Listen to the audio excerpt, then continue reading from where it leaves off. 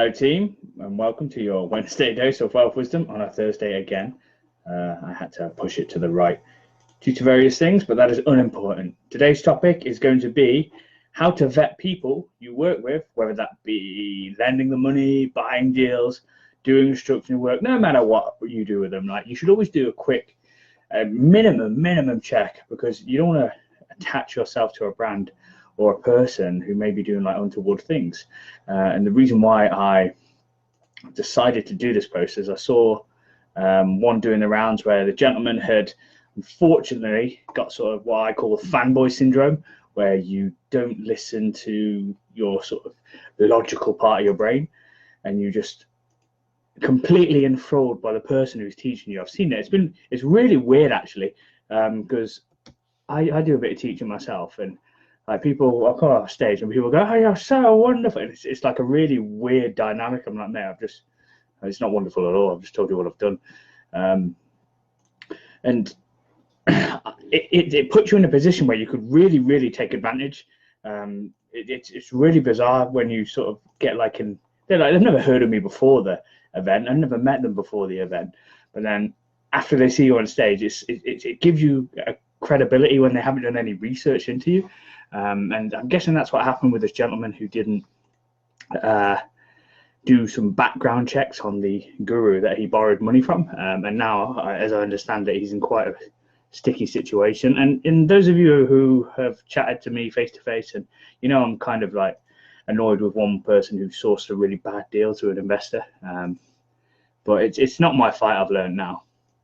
So how can you prevent this from happening is basically what I'm going to do today. Now I'm just sharing it into a few places, and then we can get it sorted.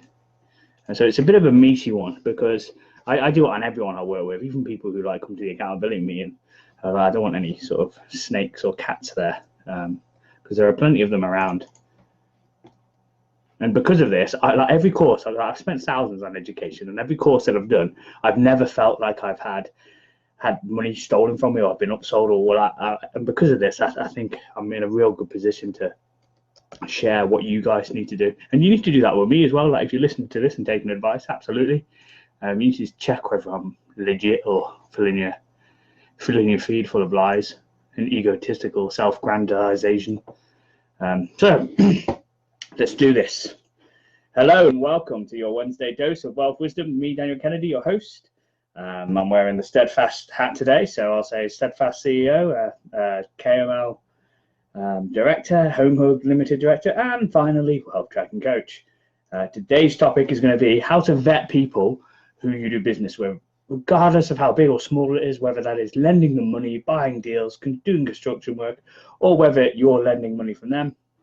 What do you need to do?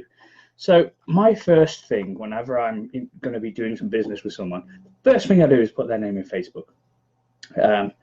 And I do research on the person, absolutely, especially if I'm going to lend them money. And I'll put their name in Google. I won't be as direct as, say, to ask, hey, what do you think about this person, blah, blah, blah, blah, blah, because it only takes one bad customer, and that bad customer will be louder than every single good customer that they ever have.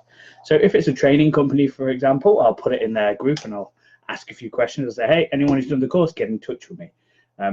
What I'm going to tell you on this podcast today is so obvious, but unless someone tells you, you tend to overstep it, and you might get caught in the sales funnel where you suddenly see the person on the stage and you'll just have your eyes lit and you won't do your own research. Because there's so much danger out there being done over and not getting the value of what you deserve when you pay money. So let's start with doing a course. The first thing that I'll do is I'll go and chat to people on the course, and there'll be some bad ones, there'll be some good ones, and you'll get a real flavor. And the big indicator is if you're allowed to do that. So, for example, if you were to go into a group, say if we had a building training company and you posted in our group and you said, absolutely not, this is you were asking for advice, and I immediately deleted it. Nothing. There was no open engagement. There was no transparency. That you should then deduce from that this isn't the people to work for you, because they're hiding their bad customers. And if anyone has a complaint, they get kicked out. So there was a few groups that did that, and I've named them on previous podcasts. So this is not what this video is about. When I'm lending money to people or I'm borrowing money from people, because I say no to a lot more money than I say yes to. Because it's quite hard to place it. Like, the deals aren't, like, money's the easiest part, deals are the hardest. So if you've got any, let me know. I will put the person's name in Google. I'll see if they've got any CCJs, see if they owe other people money. Because for me, like, when you borrow money from me, it's not my money. It's money that I've raised from other people, and we've raised too much. Because generally we can raise it a bit better than most people in terms of the rates. I'll make sure that person is honoring his debts. I'll make sure that person is doing what they say they're going to do, and they haven't got any sort of outstanding, like, CCJs. I'll do a credit search. Absolutely, I will do a credit search. I will make sure that they're a legit company or they're a legit outfit, and everything they say, because most people who are doing business and property, they're quite public individuals now. And you'll see that I run a few ads, and I've had people come up to me and say, listen, how did you get £3 million property? Can you tell me? I don't believe it. But I haven't actually had anybody say, what are the addresses and what are the values? And if somebody asked, I would definitely tell them if we were doing business, because it can get found out. And I've done this on so many, like, trainers. When I was looking for this development mentor, I did it on so many people, and I found 2 out of the 12 were telling the truth. So I went into their company accounts, because you can see how much property they own. Lease options and properties and personal names obviously will have a little bit of leeway, but if they're fairly new, they're going to have all their properties in the company. So if they say they've got 20 million, right, it's fairly easy to see versus the charges that are on their company. And let's just assume that it's 70 to 75%. You can see how much the portfolio they own is. And only 2 at the 12 were similar sort of figures of what they're advertising. And if I'm doing construction work for people, I'll make sure that they know what they're doing, because at this stage I'm still wanting to improve, get better, and my goal isn't just to make money, it's to get the team really slick, get them finishing, getting them good. So I tend to go for the more experienced clients who are going to say, no, this is wrong, I want it done this way, who aren't going to be too sort of like, oh, I really wanted that differently, and not mention it. And I'm getting so much value off just having a coffee with people, and not doing business with them, but you get to vet them, you get to see what the type of person they are. Like, this will be a really useful tool if anyone wants to work with us, because it's really obvious what type of people we are, hopefully. But the big one is, I want you to take away from this is what everyone says you should assume is not a lie, but you need to check it out. So, for example, if I say I've got a construction company, you should assume that I'm not going to take it at face value. I'm going to go and dig, and I'm going to see if that's the case. If I say I've got HMOs, you need to go and delve deeper. And just really, really don't trust anybody at their word, because so many people, especially when there's money involved, they don't have the correct relationship with money, and they'll do things that they normally wouldn't do. And once you've lent them money, once the person has sort of raised their finance and they've gone under, it's already too late. Like, so you need to have real robust due diligence on a person. And like the groups like Property Tribes, they're a bit of a pain sometimes from what I hear, but they're really great sources to vet people, because they let everything be spoken. Some of it might not be true, some of it might be, but just put that person's name in Google. Ask about that person, ask about what type of business they are, or ask someone more experienced, what do you think of them?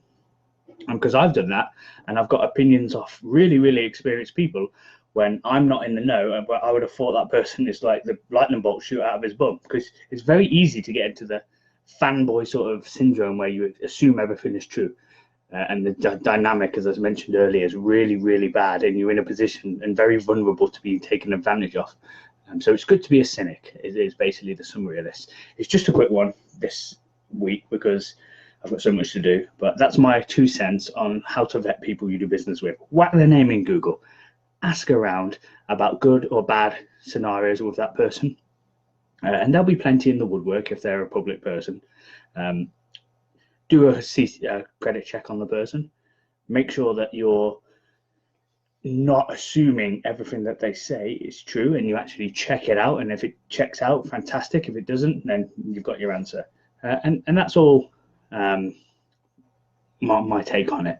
And that should be the most basic due diligence. And if you're going into a really big partnership with somebody, it needs to be even more due diligence. So you need to look at where that person lives, make sure they can't run off, make sure you've sort of like got fixed abode, or, you know, just a lot more detail. Don't jump into bed really quickly with people. I mean, in a business sense, it may be great. I've got the money, you've got the deal, let's do this. Like, that should be the very, very last thing that you should be talking about when you're going to be doing business with people. You need to have a conversation, make sure you're a right fit, make sure you're able to work together. Because in the beginning, everything seems good. There's lots of cash, usually in a job. You've got the deal. It's all exciting. It's all getting good, all going good. But there will be issues. There will be problems. How are you going to react to that? So make sure you vet the people that you work with, and you make sure that they're compatible with you. Because I've had people who haven't been compatible with, and it doesn't mean they're a bad person. It doesn't mean I'm a bad person. It just means we're not compatible. And I went through partners like hot dinners before I found the ones that I've got. Some went in very different directions. One has joined a band and is traveling North England. And the other's doing a similar sort of thing to we are, but we just didn't get on. So yeah, that's my 2 cents. Hope you took a bit of value from that, and enjoy the rest of your day.